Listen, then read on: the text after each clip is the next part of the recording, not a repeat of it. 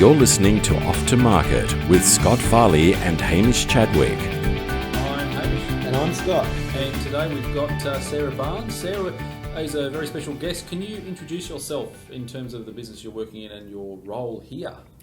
All right. Hi, everyone. So I'm Sarah from Transition Level Investments, which is the family office for Steve Baxter, who most people know from Shark Tank Australia. Mm-hmm. So we invest in early stage technology companies here. Unfortunately, it's not a visual medium, so you can't see behind you all the logos on the wall. Well, just looking at that. That's amazing. That's the portfolio of companies that we've backed. My job here is I look after all the marketing and community for Transition Level Investments and also for Steve. And yeah, that keeps us busy. Right. It's magic.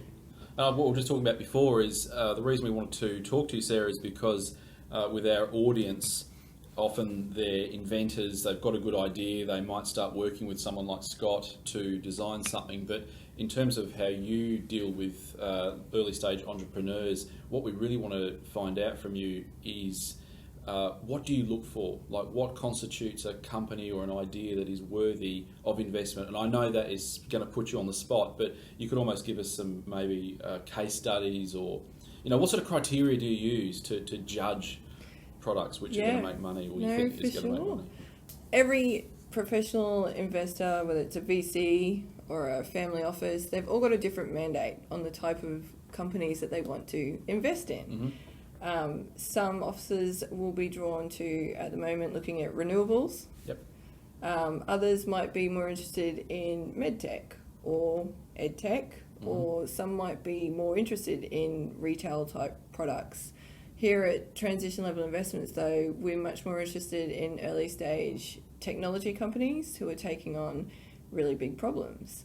So if you are in a business and you're looking to raise capital to help you, one of the first things I would suggest is really have a think about what type of investors you need to seek out, and do a bit of research on what sort of things they invest in or have invested in the past, because it's almost a bit of a marketing exercise when you're going out to seek funding, and you need to know your market, which in this case is investors. So know what it is that they're looking for and whether you're a good fit for them.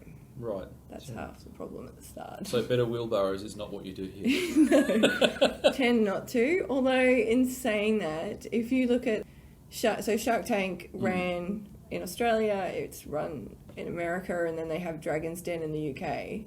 If you look at Shark Tank in America, the best-selling product that they've ever had over there, do you know what it is? No. It's a sponge. Oh, is it really? Wow. It's a sponge, and it's called Scrub Daddy. Yeah. It's a yellow sponge. No, sadly. And I think it's turned over in sales about 500 million or something ridiculous. Yeah, okay. And it's like, if you've got kids, you'll know the magic sponges that we have here, those white little blocks that you use to get the pens off. Yeah, awesome. It's similar to that. Yeah, right. So there you go. Right. Products. Excellent. All right, would you be able to just explain, you said before, Sarah, your previous role was in private equity, and now this is what you would call venture capital, yes? Yes. Can you explain the differences with the different levels of funding? People have heard of things like angel investors, and you've got venture capital, crowdfunding. What are the critical differences? What is, just for our audience sake, just so they learn about the different terminology, if you like. Okay, so I'll talk about like the funding sort of life cycle that you go through. So you might have started out on your journey and you've got an idea. So the first thing that you tend to go to when you need capital is what we call the friends, family and fools round. You've heard that term before? Sure. The 3 Fs. I think I'm the biggest fool of a lot of those. I invest in my own projects. You need to have fools because somebody's got to back the dreamers. Otherwise, these ideas just never get off the ground. Yeah. So you play an important role. Even though there might be a bigger failure rate at that end, you need capital to get these things off the ground, unless, of course, you're the very fortunate few who are bootstrapping, which is fewer and fewer people now. So I think part of the family, friends and fools is angel investors kind of fall into that category as well. Some of them will back ideas, but most people will back products or tech or something that's actually got traction. So whether that's free subscribers or sign-ups to your newsletter or something like that, that's what people want to see. Where we tend to come in is a little bit later stage than that. So we would invest after you've had the idea and you've proven some form of traction. And is this prototype level or sales traction? Or is it tech traction? Have you proved the principle, or are you selling the product and people like it? It's a really good question. And again, it depends on... Seeing the potential can be half the battle. It is. Because the dream in someone's head might have been there for 10 years and absolutely. It's like, well, what is the dream? I don't get it. This is where it's a really tricky point, because we touch on in here now about product market fit. We've seen loads of really great products or tech or apps or websites or things like that come through the door, but what they've failed to do is actually solve a problem that exists out there. They've gone and created a really whiz-bang product, fantastic, but they can't sell it because it doesn't fill a problem that a consumer has. So no one's going to buy it. You can have the greatest product in the world, but if no one's going to buy it, you don't have a business that's investable. So you can make that judgment here. Obviously, you've seen so many. Because that is a real skill. I mean, I see projects and I go, I can see how I can solve this technically, but is the market going to want it? And I've actually advised people before not to do their project, and they've been incredibly successful. The Stiletto's heel cover. I remember think you were that beside me one, when the officers when we did that one. That was incredibly successful, and I sort of thought, there was existing product out there, it wasn't going that well, and we redesigned it so it had a different paintability about it, so it was paintable and protectable. It looked a lot better and it functioned a lot better. And I just figured that it was going to be really hard to get off the ground, but they were such good marketers that they sold a hell of a lot of those things, and they still sell them. So it's a really hard call to make, and I always felt guilty about advising against it. And I got taught. It is a hard... not to judge, because the market's going to judge. It's a very hard, and that's exactly right, is at the end of the day, it's the market that judges whether or not you have a good product, not investors or anyone else. And every investor will have that one that got away that they turned down and ended up becoming a unicorn, and you didn't invest in. You do due diligence. You can find the size of the market to start with. If it's very niche and it's cheap and it's got no market, you can do the figures based on what the possible chances of it coming out. I guess that's the first step. But then the next is a bit gut, isn't it? Gut feeling. It is. So we say here that picking winners is part science, part art. And we do have a really robust due diligence process that we go through. There's an enormous amount of factors that we look at, from exactly what you've talked about, the size of the market that they're going after, who are the competitors, what is the traction that they've shown so far. We look at the founders. That's a really big factor for looking and examining a company. So another piece of advice that I would have for founders is think about how you're marketing yourself as well. If you're going to be going to investors in the future, it doesn't hurt to start building your profile really early. Always begin everything that you're doing with your product or your venture with the end in mind. And if you know that you're going to need capital at some stage, start working on it as early as you can. So that includes building up your network, going to events, meeting people, meeting potential angels or people who can introduce you to venture capital firms and things like that. It's really important to invest in those things. So founders are one of the things that we look at in due diligence. You're not only investing in the technology, you're investing in the people running the business as well. Definitely. Very personal. Huge. So to what extent are you saying that founders, entrepreneurs, should be looking at their own personal brand, is what I'm hearing here, so build up their own profile? So branding in startups is really interesting, because I see most companies in our ecosystem tend to fall in one of two categories. Either they are under-marketing themselves because they're so focused on building their product or building traction or all the other millions of things that you have to do when you're a founder. And then all of a sudden they come to wanting to raise capital, and they suddenly want to get a piece in the Financial Review or the Australian, but they haven't really done any promotional work or anything up to that point. And so it's really hard to go from 0 to 100 when you really need it. So they've kind of underinvested in their marketing. The other side is where I see people who've over-fluffed and invested in their marketing, and there's a lot of fluff there, but not a lot of substance in what they're actually building. Yep. So you've got to really find the balance. If at some stage you're going to be wanting to invest or want to attract investment, you have to have your name out there. Right. Start building your profile early. Yeah. Right. That's, I might sneak back a little bit. We talked about before, like finding the right investor for your product, and you were talking about what that investor's known for investing in. But also, I guess there's also the aspect of what type of investor. Obviously, I've read the website, and it's actually, as we talked about before, it's quite refreshing to read it because it's actually all about hand holding in this company.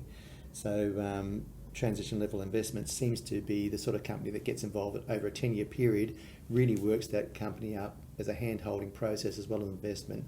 Whereas other investors I've seen are very silent, and they'll just sit there, chuck money in and expect a certain return and then want to get out. It's all about the turnover. I guess you got to also, with a lot of startups that are fresh and just disruptive, which a lot of the stuff we do is disruptive, there's a lot of education. There is a long-term process to making this thing really work, especially on an international scale, which we aim at. It seems to me you also have to choose the right investor in that respect, because if you get in with someone who's just going to build you up and then throw you out with the bathwater, you see people ending there, had a big chunk of money put into it, big chunk of marketing, they've been built up, the investor gets out and they're standing there not knowing where to go from that, and they fall. Yeah. Because they're just left holding the bathwater. I guess that's another really important factor, trying to find the right investor from that respect. Definitely. Yeah. It's a two-way relationship with investment. Some people are happy to take money from silent partners, or silent investors, I should say. But you've got to think that it's like an investor is taking capital or you're taking ownership in part off the founder, because it's got to go somewhere. That's what investment is. And a lot of founders don't have business acumen. No. And if any project's going to fail in my area, it's generally the inventor trying to run the company. Yeah. Where the problem comes about, not necessarily the tech. Yeah. You can usually solve that fairly well and hit the market needs, but then you hand it back to the inventor. Yeah. And it just overwhelms them. I mean, as you know very well, you've been very hands-on in business, and you've had your own businesses, you've actually acquired investors, you've done all the things that you're sort of helping people do now. You know the traumas involved with running a business. It is difficult, and it takes a lot of gumption and energy, and a lot of people aren't prepared for that, unfortunately. As an inventor, they have an idea, we solve it for them, they go back out in the big bad world and get chewed up. So having someone holding your hand and mentoring you is an incredibly important part of the investment process, not necessarily just financial. It sounds to me like you guys are in that field, which is good. Yeah, we're very hands-on. I mean, one of the things with Steve is that he's been instrumental to the startup community in Australia and Brisbane. He started River City Labs, which was sold last year to ACS. And so you can imagine he has quite a Rolodex, if anyone knows what the old school Black book. Remember flipping through your contacts? Yeah, massively networked, and that's really, as an inventor who comes off maybe come off the farm or whatever, they don't have any contacts. Yeah. And that's incredibly important. And so that's part of, if you're taking money from transition level investments, or we're coming on board with you, part of the benefit is you're going to benefit from our network. Benefit, and it's enormous for getting customers. We can introduce you to VC in America who are funding big time startups who are really taking off. It's so you do have to look at what the investors are bringing to the table. And so we've got a team here. We've got a whole team. There's 8 people in the team. It includes we've got in-house legal. We've got Margot, who is our financial controller. We do have a lot of people in the team that the startups that we invest in can leverage as well. So we're there to make sure that when they're raising funds, all their corporate documentation is all, written out in the best possible way to protect their rights, perhaps, if they're owners, and to protect investors' rights.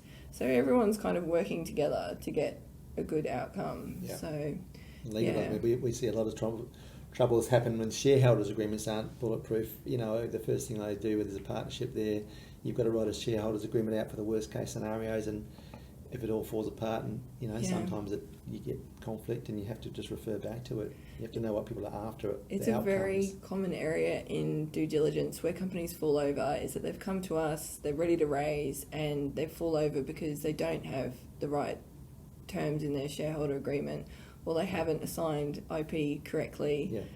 Things like that, which when you're just getting going and you're excited about your idea and it's all shiny new things, you probably don't put a lot of thought into, but down the track, these are the things that crucial. really matter. Yeah. And it's all things right. to get on top of. Let's get into the nitty gritty of it, because we're sort of speaking on behalf of our audience. So I'm going to put myself in the shoes of an inventor coming to you. Obviously, it seems to me like transition level investments is a really good place to come to pitch, because it seems to me, as a startup with disruptive technology, which is generally our area, what are you looking for in your pitches from these people, and what sort of due diligence or what sort of corporate governance they need to put in place before they even decide to pitch to you? That's a great question. It's a really good question. So what do we look for in pitches? Well, we like to see pitches from companies who are going after a really big problem.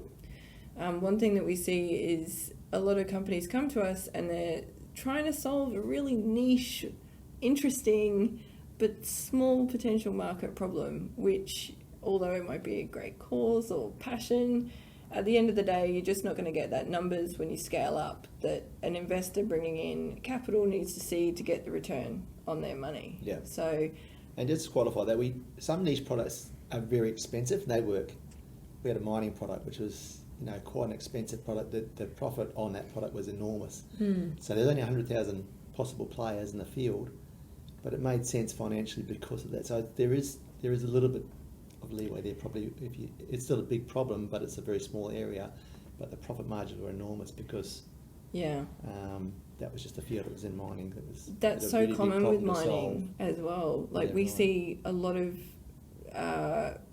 one of the things that we see with the mining industry in particular, I mean, it's Australia, of course, we're going to have quite a lot of startups in resources space.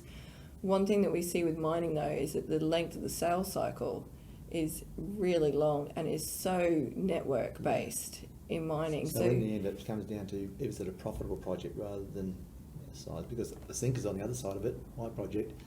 It's high volume, low profit. And that's also very difficult to work. A lot of people want it, but you've got to try and get the market share, or market penetration, which is also a difficult proposition. So, I guess you just put that into the mix, and you'd find a balance there that works for you guys. But in the end, it sounds like it has to be profitable, and that's all it comes down to, which is probably hopefully when I'm starting a project or handing it over to you guys, we've looked at that a little bit to start with. I don't usually take on something that I think is going to not work. Yeah, it's difficult because we don't back ideas as such. We always back post idea. Although there is an exception. We have backed one of the startups in our portfolio. Did come to Steve with a great idea. He was a very bright guy, and he knew Steve and had that relationship. But in that case, we invested in the founder because Steve obviously had that conviction in him, and what he came to him with is. So there is no formula or algorithm and I'm a real data person, so there isn't a strict formula on what will or will not attract investments. There's actually thousands of things that we look at, and I can rattle off, look, these are all, you've got to have a really big market and you've got to have this type of product, but then looking at our portfolio, I can see there are exceptions. Yeah. And so you're probably better positioned than anyone to sort of judge if it's profitable or not, if it's a viable business. It doesn't necessarily, it's not so much the focus on profit. Yeah. We need to see the opportunity there. Yeah. So you could come to us and you might not be at break-even point, but you could be I know everyone throws the saying out, you could be the next Facebook. And we might see that. Or you could be the next Netflix, which, as most people know, you get a gut feeling with this sort of stuff. I mean, all these projects you see, you'd get a gut feeling for what's going to work and what's not. I deal with projects. I look at it and go, this is going to be a really nice solution here, and other ones I just get this sort of really sick feeling in my guts. It's just not going to work, and so it's just experience. Yeah. Seeing as many projects as you see, you must get a real gut feeling for what will work and what won't. Experience goes a long way. Yeah. I mean, Steve's been formally investing in other companies for 7 years. And so with his team out here, between everyone, there is quite a lot of experience at looking at startups. So that goes a really long way in picking winners. And are you looking for a video presentation? I mean, when we do pitching for technology, we basically what we're trying to do is as quickly as possible get the idea across of what the problem is. So firstly, we just isolate the problem. We'll spend time on the video isolating the problem. This is the problem. This is the pain point. This is the sort of market size, and this is the solution. Explain the solution, and this is how you go the next step. Is that what you're looking for, or are you looking for facts and figures? Is it more a financial presentation or a technology description type? So the best way to get in front of us is to be introduced by someone else in our ecosystem that we know or in our network. So that might mean that you can send through pitches to us cold on our website. We accept pitches. If you go to transitionlevel.com, you can send your pitch through to us. And that's usually in the form of a PowerPoint presentation, which has been PDF'd. And it would we'll put that on the website with this link, so people will have that option. Oh, that'd be great, because that covers off, and we do look at every single pitch that comes through to us. We do open them. They do get checked by the investments team. In that situation, that's a video format, or is that?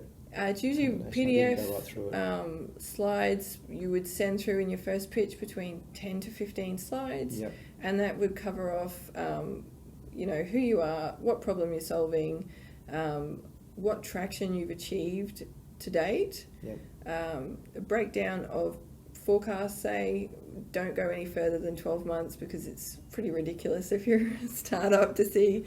There's no crystal ball, we know that, but we like to see where you're heading.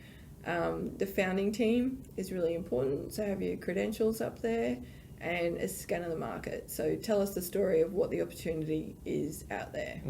If you can get that across in 10 to 15 slides, then you're well on your way. Yeah, it's a magic number. Yeah. It's but the best way to get in front of us, honestly, is by having an introduction. So perhaps you've met a founder from another company that we've invested in.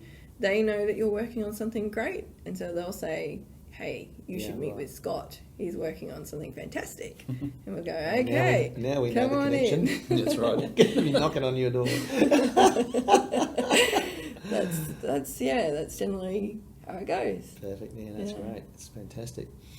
Well, we should probably not. Well, no, I was just going to say, You've probably got a question on the marketing side. I do. It's more of a point of interest. But what is your definition? I mean, the word that gets thrown around, especially in this sort of space, is disruption. But I think it's overused. What is your definition? Like, what is truly a disruptive product? Because you hear about people saying, "Oh, I've got this disruptive idea. I've got this disruptive piece of technology. I've got this disruptive idea." But what truly is disruptive? It is one of those terms, isn't it, that's just thrown around. It is. And I think it's overused. It's a buzzword. completely lost its meaning now. It has. So what is disruptive? Well, I think disruptive is doing anything that's non-traditional. So you can disrupt a business model, you can disrupt the way that you charge customers by your payment model, you can disrupt the market itself and completely turn it on its head. It's basically just finding a whole new way of doing things. I see disruption on so many levels working in VC world. One of the ways that I see it as well is the skills that people will need going into the future. I see I'm a parent of one child that's going into high school, so it's very top in my mind about when you leave school, what are you going to need to succeed in the world that it is today, and it's changing so fast. It's one of the things that we see with all the pitches coming through. It's just going to shape the future of the labour market completely.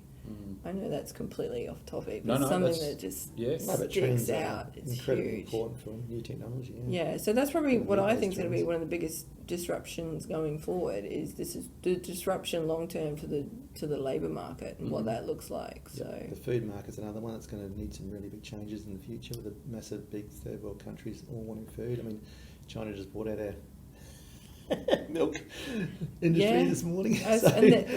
There's lots of drinking water. VC firms, not necessarily transition level investments, but there's lots of VC firms out there at the moment who are investing in meat alternatives. That's really topical at the moment. Yeah, yeah. So Yeah, it's going to be a big one. yeah. I've got a couple of, I've missed them here, but launch methods for tech startups. I mean, you must have different plans for different products, but launching is a really important aspect of starting, especially a disruptive technology, because you can launch it through brick and mortar and have no marketing presence at all, and it just sits on the shelf and gets turfed out. It can be an incredibly expensive way of going bust when there's a big recall around the world. And then there's also a lot of options nowadays with internet sales and things through Amazon and everything, which make it very easy to launch a product and self-promote in a way because there's a captive marketing audience. Do you have a preference for tech stuff as far as launches, or every project's different? Every product would be totally different. Depends if You're it's not B2B or B2C, or everyone would be completely different. So the model, I think, are you familiar with the Lean Startup book that came out? Well, it came out a few years ago. It's a really good book. I'll send you the link for that. I'll look at it. The whole premise of that is that when you become a startup and you're trying to get your product up and going, you want to be as agile and able to change things around as quickly as possible to respond to the market. So if you try something in your launch and it's not working, you want to be testing everything, you want to be measuring everything, and you want to be able to turn on its head quickly and then try something new and repeat. Test, review, refine, and keep going. And that's really good advice, because it's almost like the 80-20 rule, isn't it? Where when you're 80% ready, go, and then worry about the other 20% as you're absolutely. moving along. I see so many people, I get so many messages through Steve's social media and things like that from people saying, I have a great idea for a product and it's going to change the world in XYZ. I just need to sit down with you for an hour.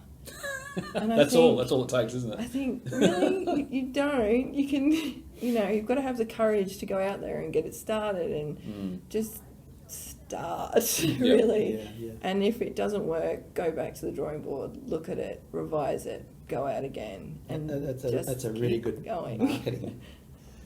So what you're saying is ideas are cheap, in a sense. We've got a really good company right now. They've got too fat as far as staff, and they can't shift, and it's almost killing the company. They're going into obviously damage mode at the moment, and it's a shame because you've got to start lean, and everything we do is sort of staged. This we can build. But you have to start somewhere, and it has to be as small as you can afford to do. I think getting too fat too early can be really, really dangerous.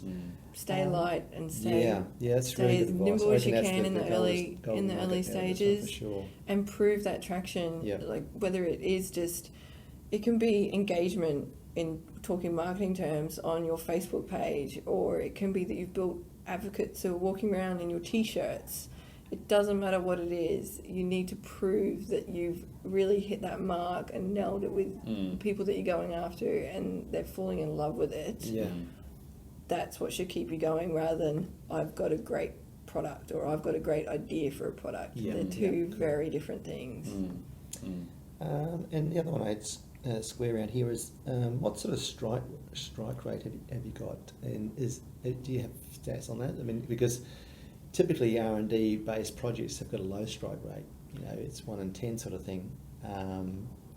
Obviously, I see that all the time. Like 99.9% of inventions on the patent platform don't make any money, because it's just ideas really that have been captured as a patent. You can pretty much put anything down. It's the proven ones, but obviously as you go through. People who, with education, they refine it back, the strike rate gets much, much better. By the time it gets to you, so it goes through me, it's already been qualified, I've got it to a working prototype, it's got a good chance of working, I bring it to you, it must have a higher strike rate through, you seeing it and saying and re-qualifying it and then putting all your resources towards it. Is it still around the 1 in 10, or is it better than that? So the further you get on in the fundraising cycle, the better the odds get. Yes, I don't like calling it odds because it sounds like It we're walking really- into a casino. It is, but laying life money is down that. the table. Even working for government jobs is a bit. Yeah, dicey these that days. is So, true. it's That not is like true. it's- It's so the failure rate it's high for angel level, of like the friends, family, and fools. That's why it's called that. So companies at that really early stage, the failure rate is high. Yeah. To give you an idea of numbers, to paint the picture on even the number of pitches that we get. So we received last year over 600 pitches Yep. from people, early stage companies seeking investment from us. Of that 600, we met with, say, 200. And out of that 200, we did due diligence. So they went through the process of, are they diligent? Like, are they robust enough that we're going to invest our money in them? I think we would have gone through at least 50 to 70. Out of those, we would have seriously looked at terms on about 10 and invested in maybe 6. Wow. So that shows... 1 in 100. Yeah. But obviously it filters out the ones that weren't going to make it. And as I say, we're very honest and truthful in our meetings. If we can see that a project can't work, I'm more than willing to just say it, and I'll advise people not to take the project. Sometimes it bites me in the bum, like obviously there was the Stilettos product. That was a hugely successful product, which I had advised not to go and do. And I don't advise not to do it. I just say, here's the risks, here's the pros and cons. Yeah. And the pros were low and the cons were high. But through sheer tenacity and a great marketing skill set, that company made it really work well. And we got a technical solution for them, and it was really good.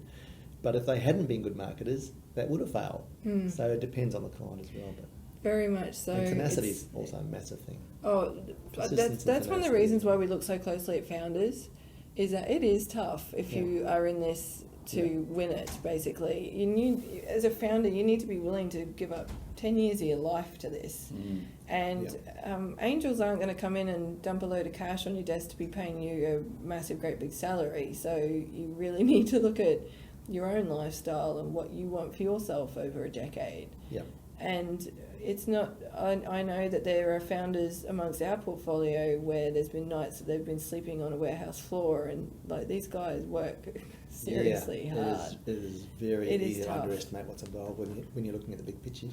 Yeah. Big shiny things, as you said before. Very, very tough. You got to sort of map forward what you're going to go through over 10 years, and be careful what you wish for. Yes. Sometimes the licensing deal can be much more appealing. That's exactly right. It can be. We So have this conversation very early in the piece and just say, what do you want out of it first of all, yeah. before we even just start designing for them? Because if I'm designing for a licensing deal, it's a far more elaborate product than it is if I'm designing for a startup who's got less money to start with. If I'm presenting to a multinational, it's going to have all the bells and whistles on the product as a prototype level. Yeah. Whereas if I'm designing for a startup who's got a limited tooling budget, it's going to have as very little on it as possible, solve the problem, get to market, and then we'll work on the bells and whistles. That's right. You need to get to that proof point. Yes, we've ticked these boxes. Okay, now we can move on to the next part. Yeah.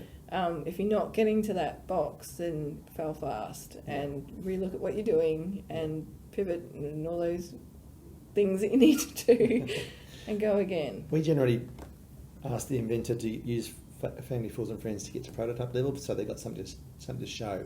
And I've had experience over the years where if you go in underbaked in that level, it's very hard to sell it because you're selling to people who really have never seen it before. And if you go into the 3D printed product, it just doesn't work. They're looking at it, it looks the wrong colour, it's all rough, and so we go in with a really polished, final looking, manufactured looking product at prototype level. But we feel like that's the very least that we can come to you with as an investor to show that we've proven the technical issues, have solved the problem, and here's the market ready idea. Yeah. And it is market ready. It's not just just solving the problem. It goes to the next level. This is what the market wants, and this is how we've solved it. Do you think that is a wise place to start to come to you, or you think we could start earlier? Or Again, it really depends on what sort of problem you're solving. Like, Yeah. it's different if you're talking about a widget that sits on a mining piece of machinery. It's very different to if you've developed an app that is consumer based and you've shown your friends and they love it so much that they've gone and told another 100 people Yeah. about. So comparing the two, they're completely different Yeah. cases. Yeah.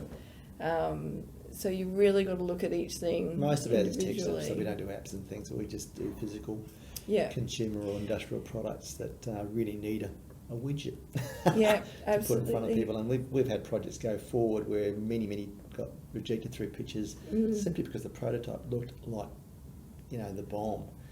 And it's expensive to do it, but it allows you to do videos, it allows you to do the presentations, prove it, test it, all these things that you can't do with a very simple prototype. So Yeah, that's the philosophy I've stuck with, and hopefully it works. I've seen some great product pictures like over the last couple of years. One that stands out in my mind like that is, I don't know the name of the company, but they built like an artificial wave pool which you wow. can surf on, and the prototype of it's been built somewhere in the middle of Queensland. Oh my it's so God. random. It's a seriously big prototype. And so the end idea is it was going to be built into these big theme parks, and they're going to be rolled out all around the world, and you can surf on it like normally surf, like a giant version of a wave pool. Is that Kelly Slater's one? It might be. There is a professional surfer. I don't know if it's Kelly Slater, but I know one of the professional surfers is in on it. That's a huge prototype, yeah. Yeah, and I was listening to the pitch and I remember sitting there going, wow, this is so cool. And then they did a sneaky shot over to the prototype that they've built, and it's like a scale of 1/30th of the actual size. But the way they've shot the video, it really doesn't look like that. It looks like the real deal. So I was wrapped up in that's part of the marketing, I guess, of selling the dream of what you're trying to get people on board with. I got so wrapped up in that presentation. You have to do a certain amount of marketing at that point, because you're selling to people who've never seen the thing before. You've got to convince them. Oh, in you 30 do. seconds or a minute. Raising capital is as much a marketing And it's very exercise. personal. If someone's not into what you're doing, they're not Yeah. going to invest in it. That's right. So don't get disheartened. Just no, try somebody else as well. No. There's you'd be surprised how much, if you've got a good solid business, you'd be surprised how much people are. We're looking for opportunities, and of course, investors want a return, and Yep. so if you have something investable, getting investment is not going to be that difficult. So at the end of the day, if you're struggling to get investment, that's where you've got to look at, well, what are you pitching? Is it really going to deliver the return? Sometimes that's the hardest thing to take as a founder as well, is getting the knockback and the knockback and the knockback, and then having to look and go, it's me. Yeah. It's what I've got. Yeah. Oh, because My you've baby's invested. My baby's ugly, and you've invested so much time, and there's an emotional Yeah. factor to it as well. Yeah. It's Yeah, cool. founder struggles. Well, you know all about them. You're a very energetic and amazing entrepreneur. We're really, really privileged to have you here on the podcast. So hopefully our listeners are going to get a lot out of this. Absolutely. No, it's absolutely fascinating. Thank you very much, Thank Sarah. you. That was, Thanks, Sarah. Thanks so very much for Fantastic having me. having you. Oh, All that's right. fantastic. Excellent. We'll put Thank links you. on the Hamish will put links on the Certainly podcast will. for all these. Yeah, so if you've got any the book you pictures, talked send about them through to Sarah. Yeah, I expect the to get website. inundated now with pictures. All right, thanks, All Sarah. right, thanks Thank very much. you. You've been listening to Off to Market with Scott Farley and Hamish Chadwick.